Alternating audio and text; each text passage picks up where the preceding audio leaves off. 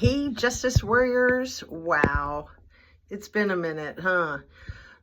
So I have just been having one technical difficulty after another. I am making my first video with my cell phone because my deluxe computer is just having an issue or two. I took it to Best Buy for the Geek Squad there yesterday, but they said that I would have to part with my laptop for 10 days, and I was like, I will not survive. So I brought it back home to my Geek Squad at home. Hopefully they'll have it up and running by tomorrow.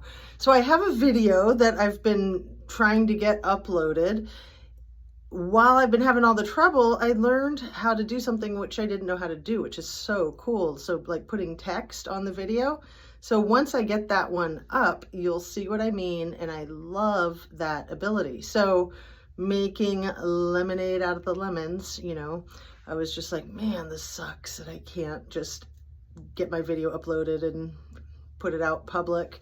But tinkering around, I figured out how to do that with a different editing software than what I normally use that I don't think has that option, that feature. Anyway, everything I say is simply my opinion. It's simply for the sake of conversation, hoping to open up a discussion and learn something and be educational and all that good stuff. My videos are all made specifically for YouTube, and that's an entertainment platform. I've never made a dime off of my videos, which I'm very proud of. However, we'll see if that changes, if and when the kinks get ironed out with the monetization.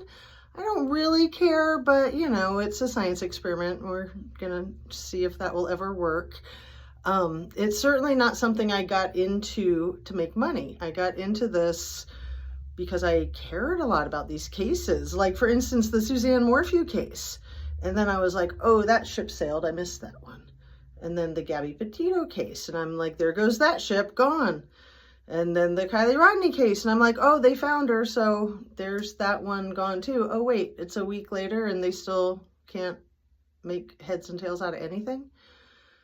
Here we are 10 months, 11 months later, and still no heads, no tails. Just a whole bunch of bass-ackwards crap on the Kylie Rodney case.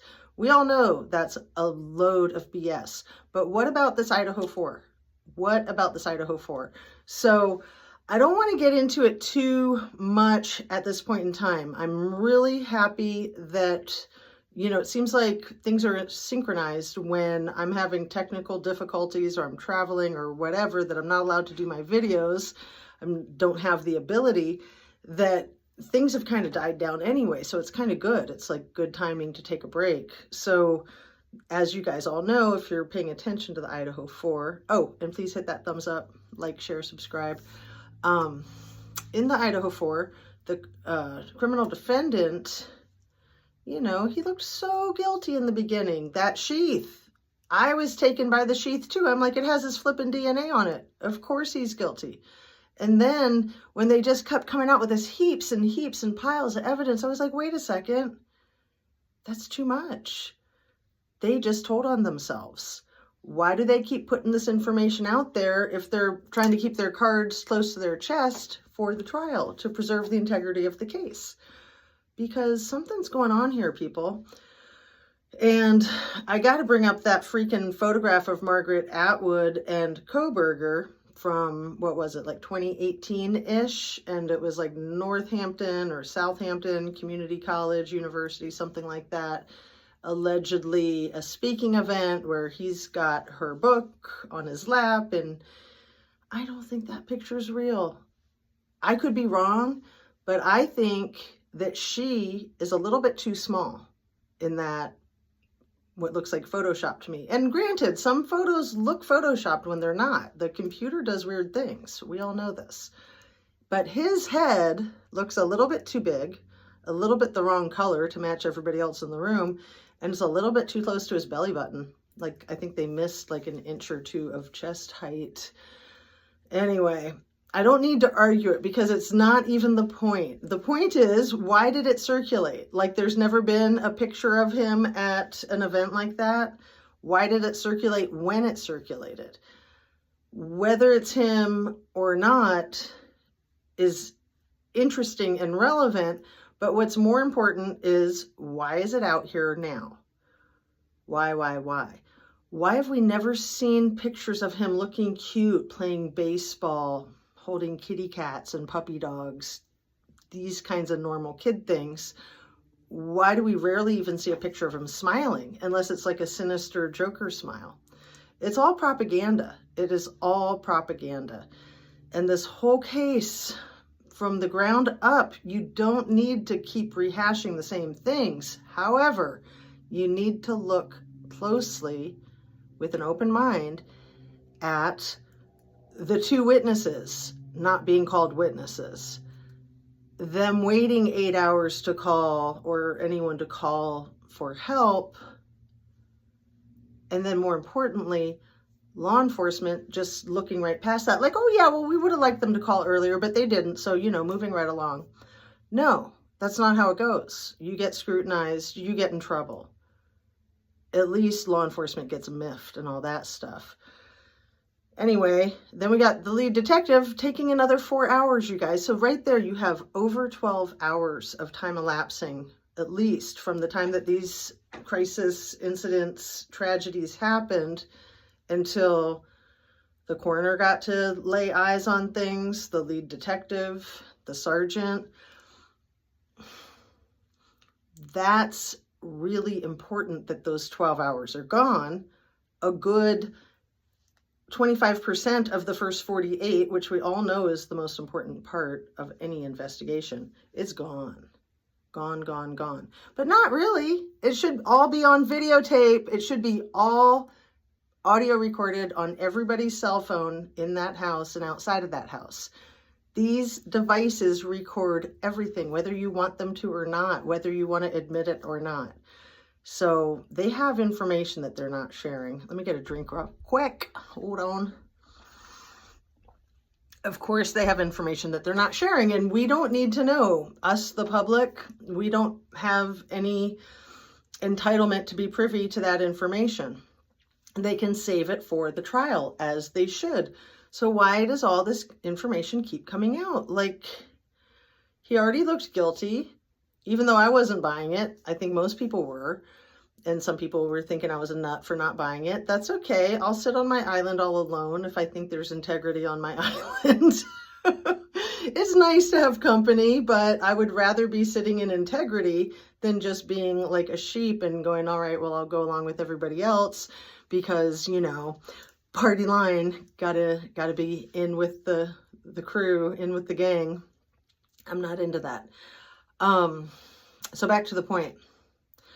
Kohberger and all of this information that's coming out now from his defense attorney, and this whole thing about the sheath and like, oh, the DNA's been confirmed to be him. Guess what, people? It was confirmed to be him when it came out the first time. Like, this is nothing new. This is all recycled, regurgitated news. It's just bogus.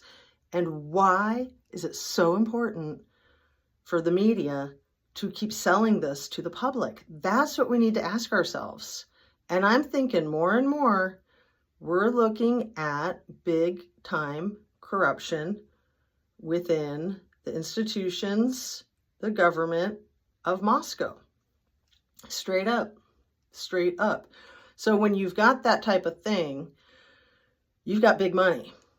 People that are involved in positions of authority, they get paid off big time, not just a little bit. Whatever their salary is, they're probably going to make 4 times that annually from going along with whatever needs to be gone along with. So it would be really tough to say no. And especially, it's also dangerous to say no. It's not always your decision to make. So if you're going to go against the grain, there's just not an option sometimes. There's not an option sometimes. So people, you got to think about this, please, I beg of you. And maybe Kohberger's guilty. Maybe he did it all by big ol' himself. I don't think so. I don't think anybody could have done it by them big ol' self unless they were inside, like a boyfriend that knew that house and knew those people and knew the schedule and knew that dog. But a perfect stranger? No. And even if it was an inside job, which I've always suspected that it probably was, because these things usually are, let's face it, nobody can pull that kind of thing off alone. That's a big deal. People need help. People get seen, people get found out, and they have to have support around them. So I'm just expecting a lot more shenanigans and craziness from the prosecution side. You know, a few days ago, it was looking like a done deal, whether Kohberger was guilty or not. He was going to be locked away with the key thrown away, if not executed, especially just in the eye of the public, right? The court of public opinion. But now it's looking like the tides are shifting. Maybe he will be exonerated. Maybe there's more to this story. So keep an open mind. I love you. Peace out. It's hard to judge the screen of the phone since I've never used it for this. Have a great afternoon. It is Sunday. It is, what day is it? Like June 26th, I believe. It's about 3:30 in the afternoon. I'm going to see if I can get this uploaded for you, and then I'll get the video that I made a couple days ago uploaded with all the cool text in it and see what you think. So thanks so much for watching. Have a great rest of your weekend. I hope you can be productive and get some rest and relaxation. Eat well, stay hydrated, relax, have fun, all that good stuff. Sorry for the glare of my glasses. And I will get my computer situation under control. Hopefully Geek Squad is on it, and we'll just keep moving forward with my little YouTube science experiment. I love it, and thank you so much for watching.